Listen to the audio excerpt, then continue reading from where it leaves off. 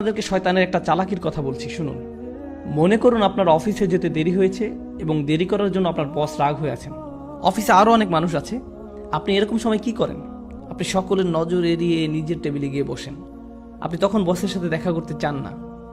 অথবা মনে করুন একটা বাজে রিপোর্ট কার্ড নিয়ে আপনি বাড়ি ফিরলেন। যখন আপনি ক্লাস 6 বা 7-এ খারাপ রিপোর্ট কার্ড নিয়ে আসেন, তখন আপনি চুপিসারে ঘরে ঢুকবেন। কোনো আসসালামু আলাইকুম নেই, কোনো কিছু নেই। চুপিসারে ঢুকে আপনি ঘুমের ভান করে পড়ে রইলেন। মা যদি জিজ্ঞেস করে আজকে স্কুলে কি হলো, আপনি তখন বলবেন তেমন কিছু না। আপনি যখন কাউকে হতাশ করেন তখন তার থেকে দূরে দূরে থাকেন, এটাই স্বাভাবিক। এই ক্ষেত্রে যখন আমরা অশ্লীল কাজ করি, নিজেদের উপর জুলুম করি, তখন আমরা কাকে হতাশ করি? আল্লাহ আজ্জা ওয়া জাল্লাকে। আপনি আল্লাহকে অসন্তুষ্ট করেন, শয়তান তখন এর সুযোগ নেয়।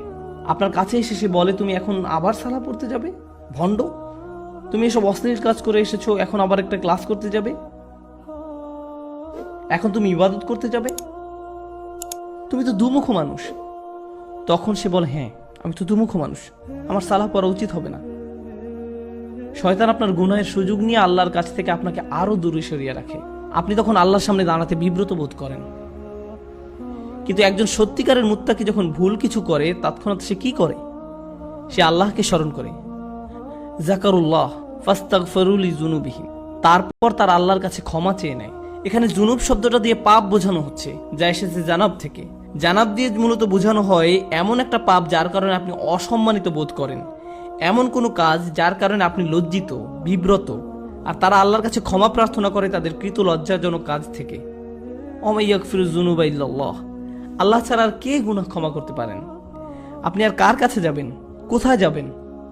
আল্লাহ ছাড়া আর কে জানে আপনি আর আমি কি কি ভুল করেছি। আমাদের গুনাহের খাতায় বহু জিনিস আছে যা আল্লাহ প্রকাশ করেননি, শুধু আল্লাহই সেসব জানেন। সেসবের জন্য আল্লাহর কাছে আমাদের ক্ষমা চাইতে হবে। জান্নাতে যারা যাবে তাদের বর্ণনায় যেসব বৈশিষ্ট্য এসেছে তার মাঝে এটাই প্রধান বৈশিষ্ট্য।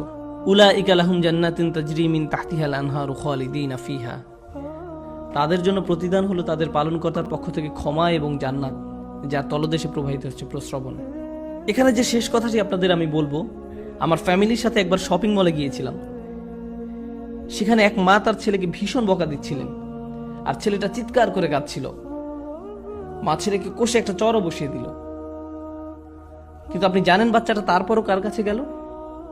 এরপরও বাচ্চাটা মাকেই ধরে রইল, তার মাকে ছাড়ছে না। চারপাশে সব কিম্ভূত কিমাকার বিশাল বিশাল অচেনা মানুষ, সে তাদের কাছে যেতে চায় না। যদিও তার মা তার উপর রাগ হয়েছে, হতাশ হয়েছে, তাকে বকা দিচ্ছে, কিন্তু তার আশ্রয় সুরক্ষা সে কার কাছে পাবে? তার মায়ের কাছেই। এই দৃশ্য আমাকে ভাবিয়েছে, সুবহানাল্লাহ। যখন আমি আপনি গুনাহ করি, যখন আমরা আল্লাহকে হতাশ করি, তার অবাধ্য হই, আমাদের আর কোথাও যাওয়ার আছে? আমাদের আর কোথায় যাওয়ার আছে? তাই আমরা আল্লাহকে অসন্তুষ্ট করলেও, আর আল্লাহ আমাদের যেমন দেখতে চান তেমন আমরা হতে না পারলেও, সত্যিকারের মুত্তাকি কখনোই আল্লাহর উপর আশা হারায় না। আল্লাহর উপর আশা হারানোর অনুমতি তিনি আমাদের দেননি। লা তাকনাতু মির রাহমাতিল্লাহ, সত্যিকারের মুত্তাকি কখনোই আল্লাহর উপর আশা হারায় না। আল্লাহর উপর আশা হারানোর অনুমতি তিনি আমাদের দেননি। এই আচরণ আমাদেরকে